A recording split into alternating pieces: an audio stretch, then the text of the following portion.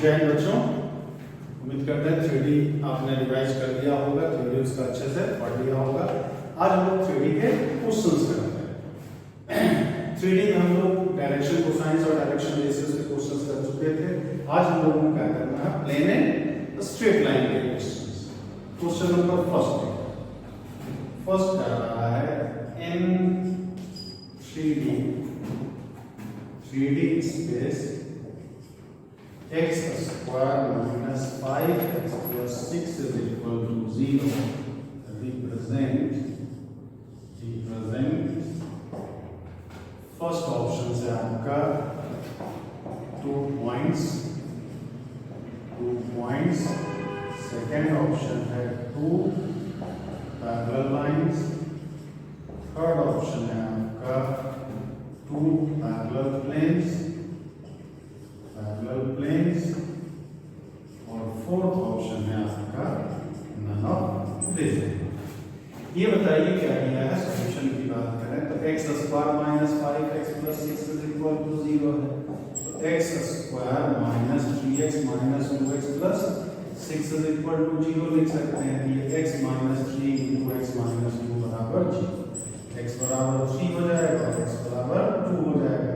x बराबर 3 है, इसका मतलब ये प्लेन पैरेलल टू yz हो जाएगा, और ये भी क्या होगा, प्लेन पैरेलल टू yz। तो दोनों प्लेन yz प्लेन के पैरेलल है, इसका मतलब ये दोनों प्लेन भी आपस में क्या होगा, पैरेलल होगा। क्या था 2D में, अगर 2 डायमेंशनल ज्योमेट्री में हमारा x is equal to constant हो तो लाइन y एक्सिस के पैरेलल होता था, और y is equal to constant हो तो लाइन x एक्सिस के पैरेलल होता था।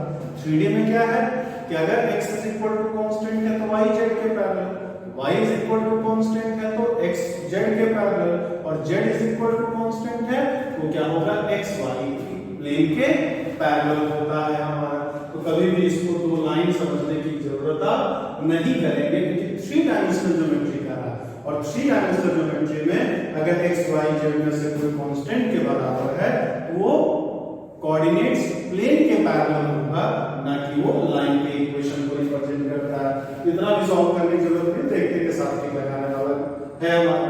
ठीक है, तो रूट x बराबर कांस्टेंट ही आएगा, 2 रूट आएगा, इसका मतलब दोनों प्लेन y z के पैरेलल होगा, आपस में भी दोनों क्या होंगे, पैरेलल होंगे, समानांतर होंगे। Question number second,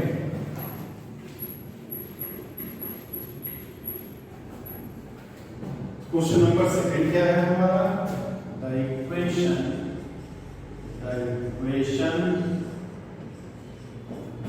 ax plus by plus c is equal to 0 is perpendicular to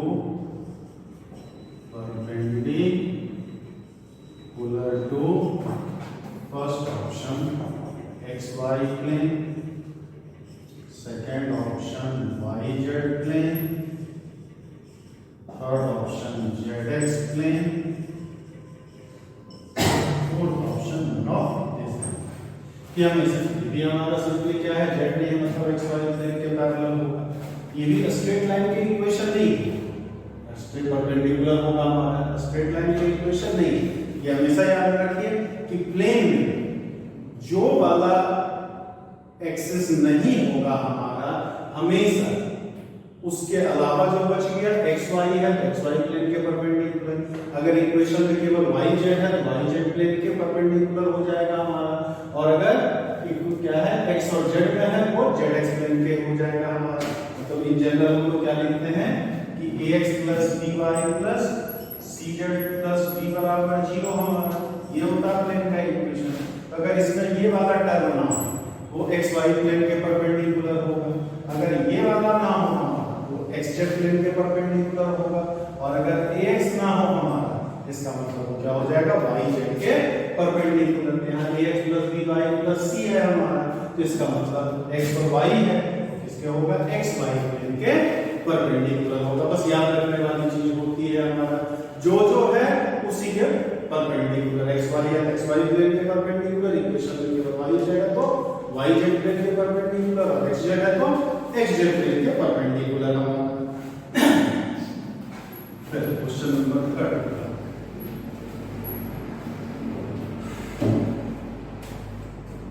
if a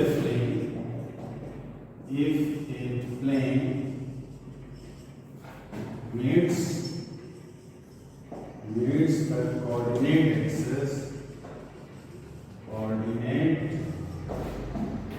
axis at A, B and C in such a way that the centroid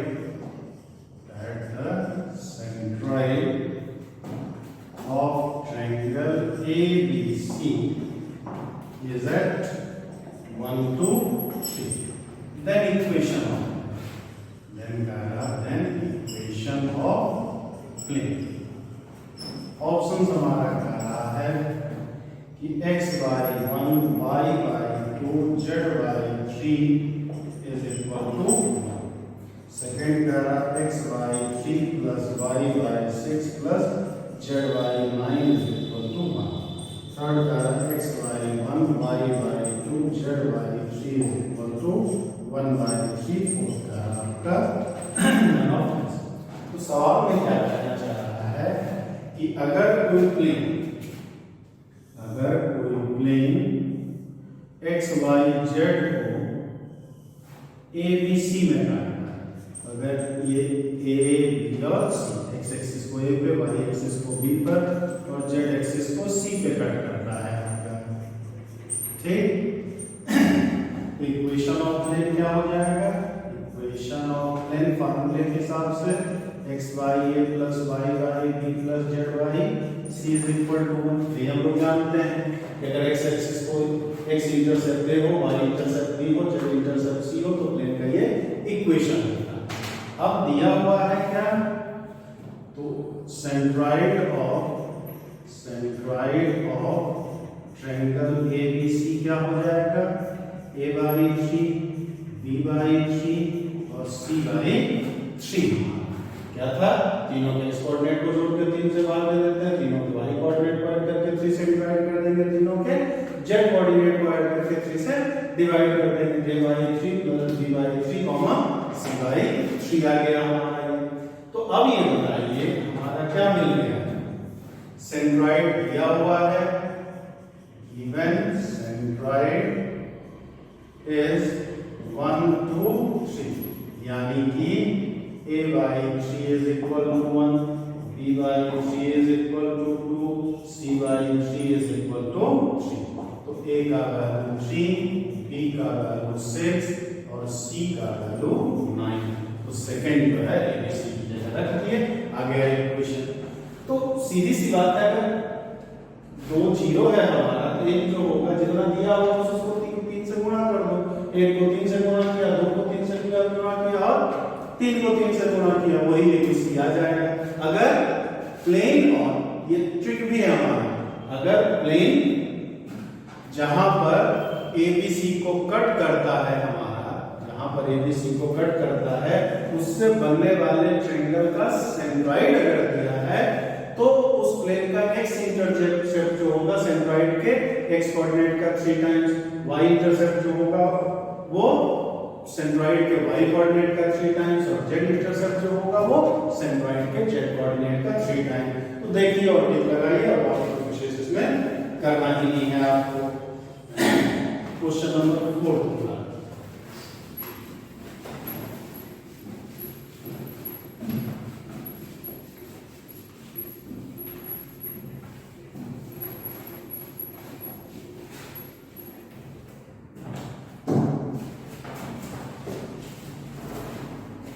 image of the point कह रहा है, the image of the point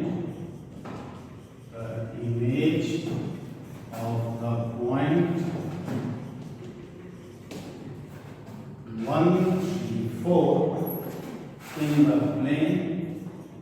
the plane x 2x minus y plus z plus 3 is equal to 0 is first option है 3, 5, minus 2, minus 3, 5, 2, third है 3, minus 5, 2 और fourth है none of. देखिए process general process है, वो तो आप बता ही चुके हैं, वो आप कर ही लेते हैं। ऑब्जेक्टिव सवाल करना तो किसी नियम कानून से कोई मतलब नहीं। क्या कह रहा है, ये चीज है हमारा प्लेन का इक्वेशन, ये पॉइंट 1 3 4 है, इसके जो इधर होगा यही ना, तो इन दोनों ये इमेज और दिए गए पॉइंट का जो मिड पॉइंट होगा हमारा मध्य बिंदु जो होगा हमेशा प्लेन के इक्वेशन को सेटिस्फाई करेगा। तो P तो यहाँ दिया हुआ है सवाल में और P' दिया हुआ है ऑप्शंस में, इन दोनों का मिड पॉइंट निकालना, इन दोनों का क्या निकालना है, मिड पॉइंट। और प्लेन के इक्वेशन में रख के देख लें, जो प्लेन के इक्वेशन को सेटिस्फाई करेगा वो हो जाएगा आंसर। पहले वाले से 3 + 1/2, 5 + 3/2, 4 - 2/2, मतलब ये आ गया 2, 4, 1 आ गया। अब रख करके अगर देखें तो इसमें रखेंगे तो ये 4 - 4 + 1 + 3 0 बराबर तो नहीं आ रहा, इसका मतलब पहला वाला आंसर गलत। दूसरे पे आ जाए -3 + 1/2, 3 + 5/2, 2 + 4/2, तो ये आ जाएगा -1, 4 और 3। ये इसमें रख के देखें तो -2 - 4 + 3 + 3 = 0 आ रहा है। इसका मतलब इस पॉइंट और इस पॉइंट का मिड पॉइंट जो है प्लेन के इक्वेशन को सेटिस्फाई कर रहा है। तो यही इसका आंसर हो गया। यही आंसर लगाना, तो इसे चौथा में चेक करने की जरूरत ही नहीं होगी। फिर से समझिए, प्री इमेज दिया हुआ, बिंब तो दिया है, प्रतिबिंब पूछ रहा है, इमेज पूछ रहा है, तो प्री इमेज और इमेज का मिड पॉइंट हमेशा प्लेन में ही तो होगा हमारा। तो करना कैसे है, इस पॉइंट ऑप्शंस वाले पॉइंट और दिए गए पॉइंट का मिड पॉइंट निकाल लेंगे हम।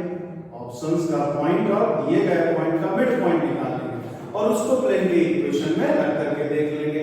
अगर प्लेन के इक्वेशन को सेटिस्फाई कर रहा तो वही इमेज होगा।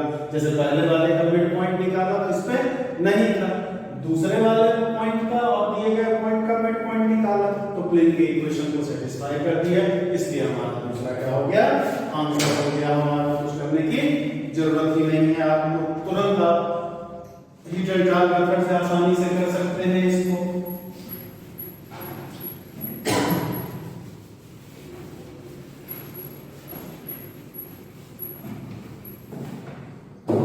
Question number 51, the line x - 2/3 y + 1/2 z - 1/-1 intersect कर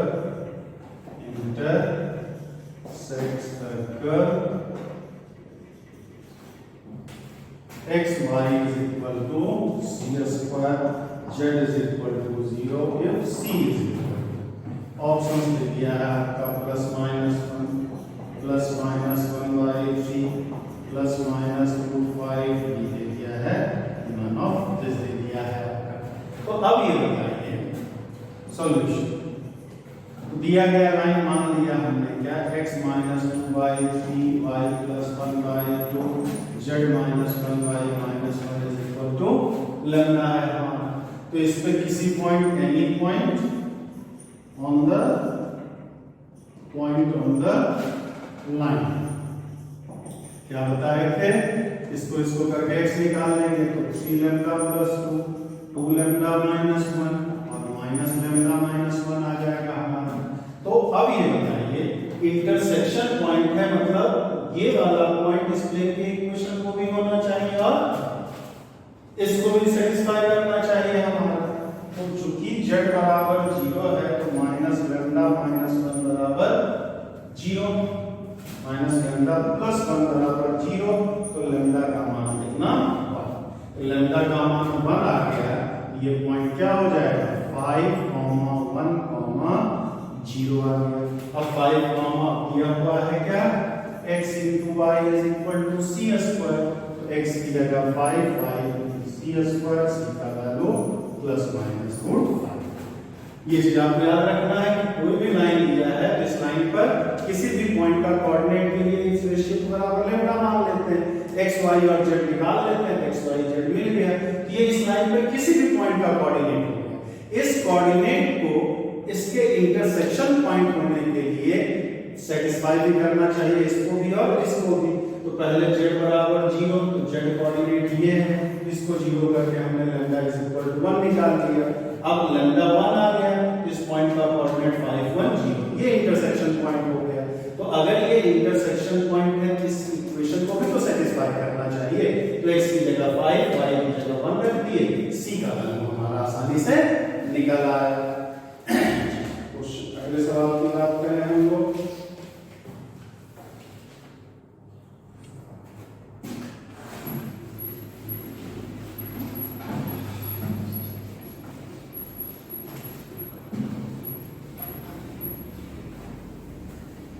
Question number 6 equation of the line passing through 1, 1, 1 and parallel to the plane 2x plus 3y plus z plus 5 is equal to 0।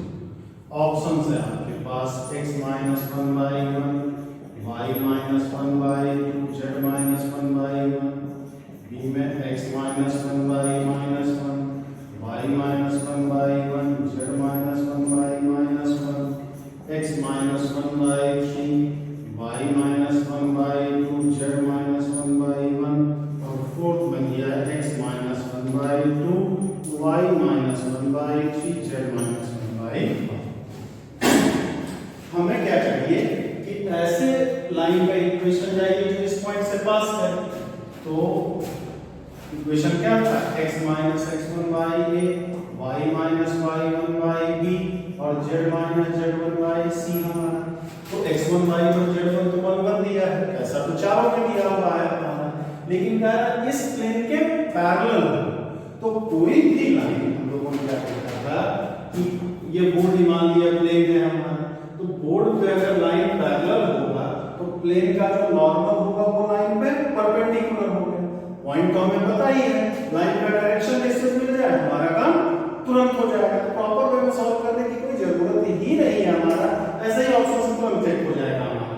तो line जो होना चाहिए वो plane के normal के perpendicular होना चाहिए। उसके लिए कंडीशन क्या था कि a1 plus b1 plus c1 बराबर 0 होना चाहिए हमारा। इसी से देख लें, तो पहले वाले को करेंगे तो 2 plus 6 plus 1, 2 गुना 1 2, 3 गुना 2 6, ये तो 0 नहीं आ रहा। दूसरे वाले को करेंगे तो पहला ये गलत हो गया। सेकंड वाले को चेक करेंगे तो 2 into -1 -2, 3 into 1 plus 3 और 1 into -1 -1 हमारा, तो ये भी 0 नहीं हो रहा, मतलब दूसरा वाला भी गलत। थर्ड वाले को चेक करें सर, प्लेन का इक्वेशन फर्स्ट वाले करेंगे, सेकंड वाले को तो क्या रहा है -2 plus 3 -1, ये तो 0 आ रहा है हमारा, इसका मतलब सेकंड वाला गलत, इसका चौथा हमें चेक करने की जरूरत ही नहीं पड़ेगी। मतलब पॉइंट वाला तो चेक ही नहीं करना था, बस देखना था चूंकि लाइन प्लेन के पैरेलल है तो लाइन प्लेन के नॉर्मल के परपेंडिकुलर होना चाहिए। यहाँ प्लेन के नॉर्मल का डायरेक्शन रेशियो 2 3 1 है हमारा और लाइन का ऑप्शन दिया ही है। दोनों के डायरेक्शन रेशियोस को मल्टीप्लाई करके 0 कर लेंगे। जिस वाले लाइन के डायरेक्शन रेशियोस का प्लेन के नॉर्मल के डायरेक्शन रेशियोस के साथ प्रोडक्ट 0 बराबर आ जाए, प्रोडक्ट का सम, वही आंसर जो कि दूसरे में आ रहा था, इसलिए वही क्या हो गया, आंसर हो गया हमारा। बस इतना ही रिपोर्टिंग लगाने वाला देखिए कौन सवाल था। फिर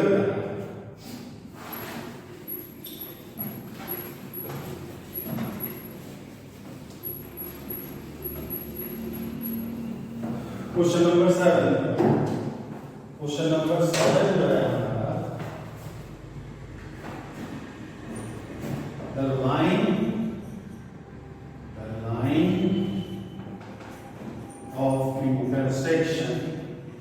the line of intersection of the planes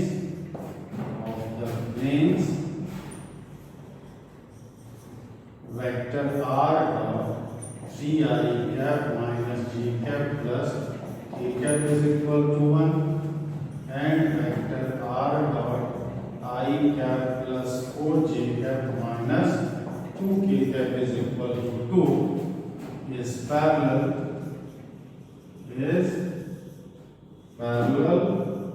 to the vectors.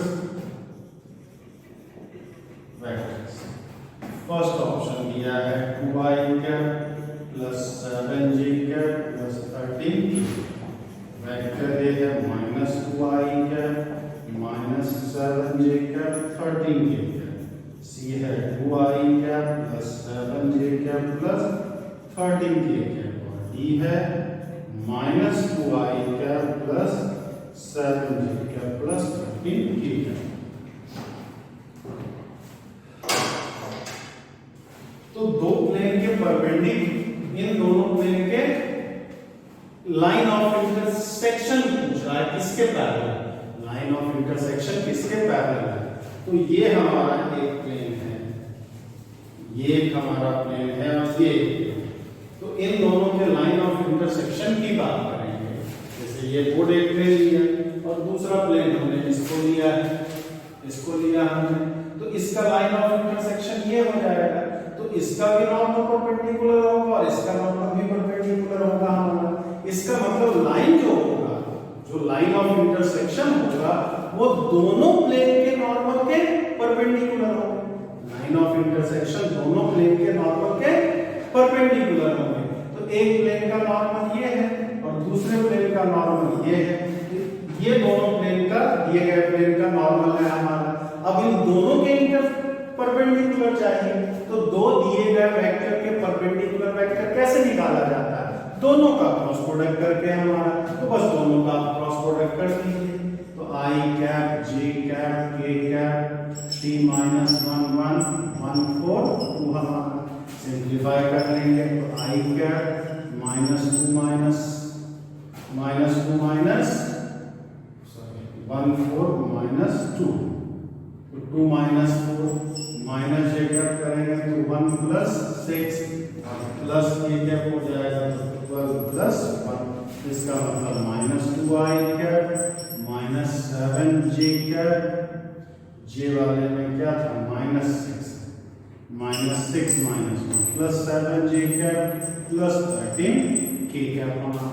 तो दोनों दिए गए वेक्टर के नॉर्मल वेक्टर के परपेंडिकुलर ये वेक्टर हुआ हमारा।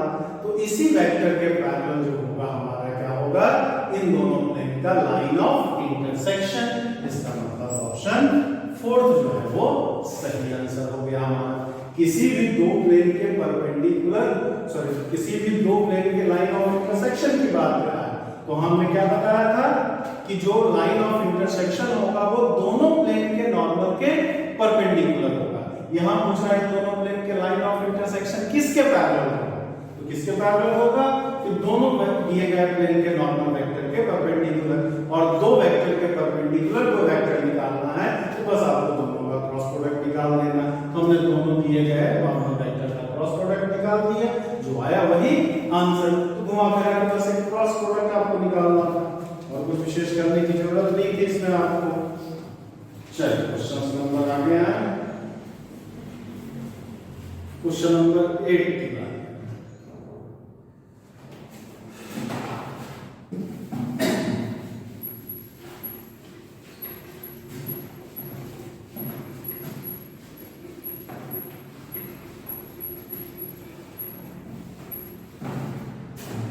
क्वेश्चन नंबर 8 जो है वो कह रहा है L x minus 1 by 3 y plus 1 by 2 और z minus 3 by minus and plane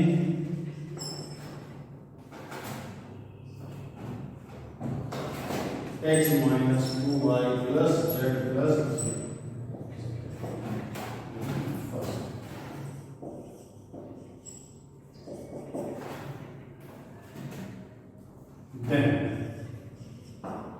options दिया है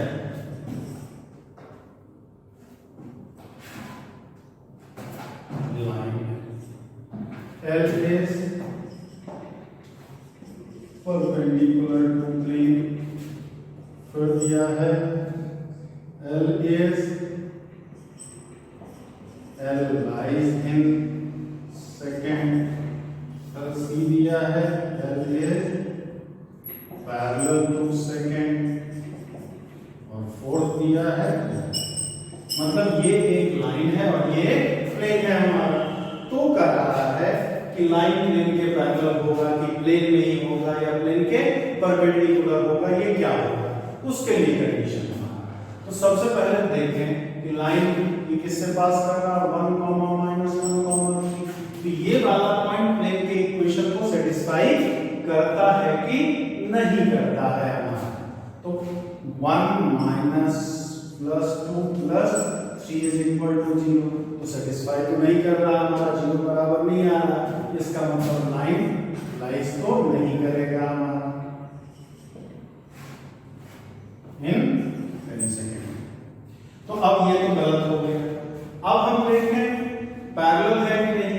तो अगर लाइन जो है प्लेन के पैरेलल है, इसका मतलब प्लेन का नॉर्मल जो होना चाहिए वो लाइन के परपेंडिकुलर होना चाहिए। तो लाइन का डायरेक्शन रेशियो 3:2 -1 है और प्लेन का 1 -2, 1 है। तो 3 को 1 से करेंगे 3 -4 -1, ये भी तो 0 के बराबर नहीं है हमारा, ये भी हमारा 0 के प्लेन देखिए सही है। इनका इक्वेशन 3, 2,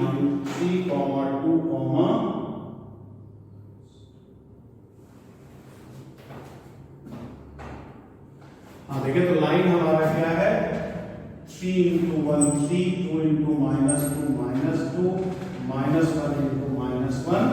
-1 हमारा, ये भी 0 के बराबर नहीं है हमारा। इसका मतलब क्या होगा कि प्लेन जो है वो लाइन के पैरेलल भी नहीं होगा, ना तो प्लेन में होगा ना पैरेलल होगा। पर प्लेन के परपेंडिकुलर तभी होता है जब प्लेन का नॉर्मल लाइन के पैरेलल हो जाए। इसका 3, 2, -1 है, इसका 1 -2, 1 है हमारा, इसका मतलब ये भी गलत हो गया। आंसर क्या है, डी जो होगा वो सही आंसर हो जाएगा हमारा। तो ना तो लाइन प्लेन में है, ना प्लेन के पैरेलल है, ना प्लेन के परपेंडिकुलर है हमारा।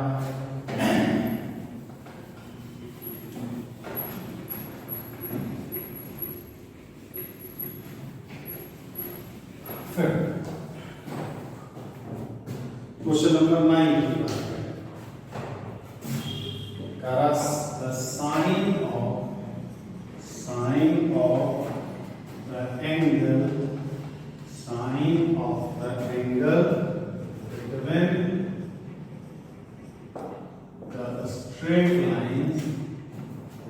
the straight lines x - 2/3 y - 3/4 z - 4/5 and plane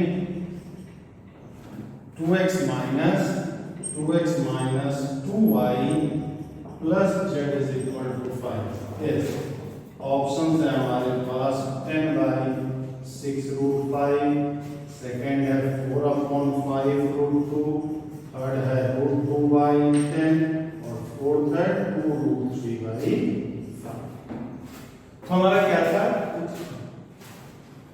plane के नॉर्मल का डायरेक्शन रेशियो हमारा 2 - 2, ये तो क्या हो जाएगा, डायरेक्शन रेशियोज ऑफ लाइन क्या है, लाइन आर 3, 4, 5 और direction ratios of normal to the plane जो है, नॉर्मल टू प्लेन वो क्या है 2, - 2, 1।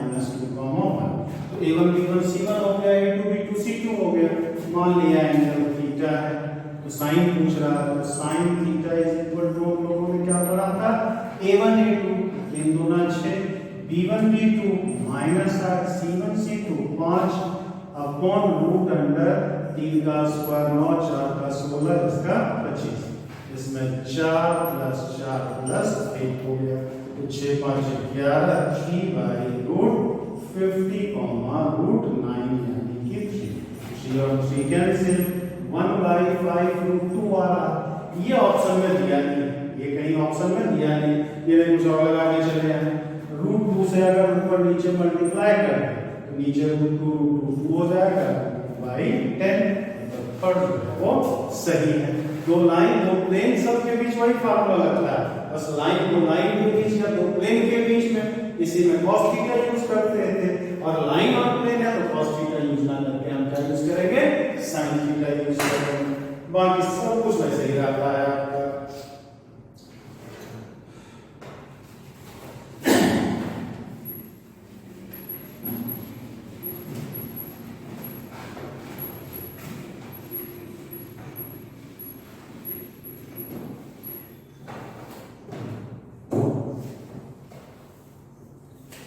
अब क्या कह रहा है क्वेश्चन नंबर 10 कि if the plane x by 2 plus y by 3 plus z by 4 is equal to 1 cuts coordinate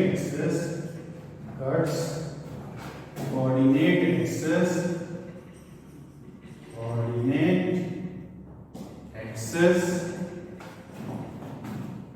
at A, B, C, then area of triangle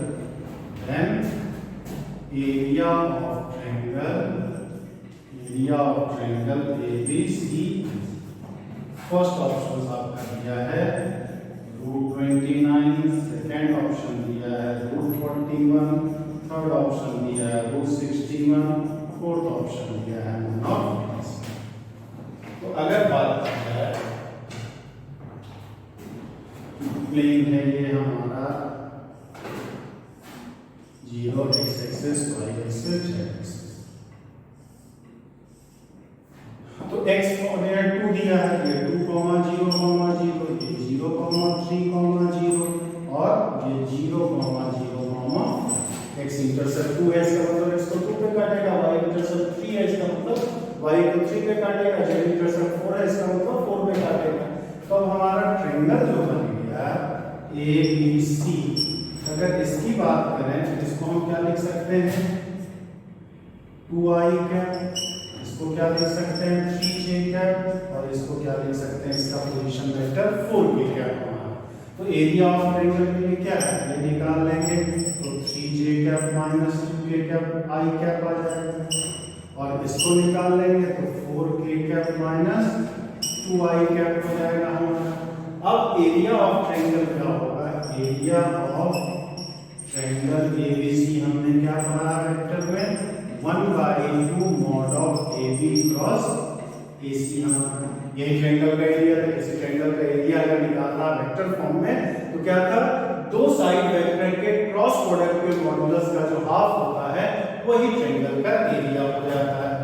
अब अगर यहाँ AB क्रॉस AC निकाला जाए, AB क्रॉस AC हमारा क्या हो जाएगा I cap J cap K cap -2 3, 0 -2 0, 4, ये आ गया I कैप 12 -0 -j कैप करेंगे तो -8 -0 और प्लस k कैप करेंगे ये 0, -6 आ जाएगा हमारा +6, इसका मतलब 12i cap plus 8j cap plus 6k, इसका मॉडुलस हमारा क्या हो गया 1/2 144 प्लस 64 प्लस 36 यानी √61।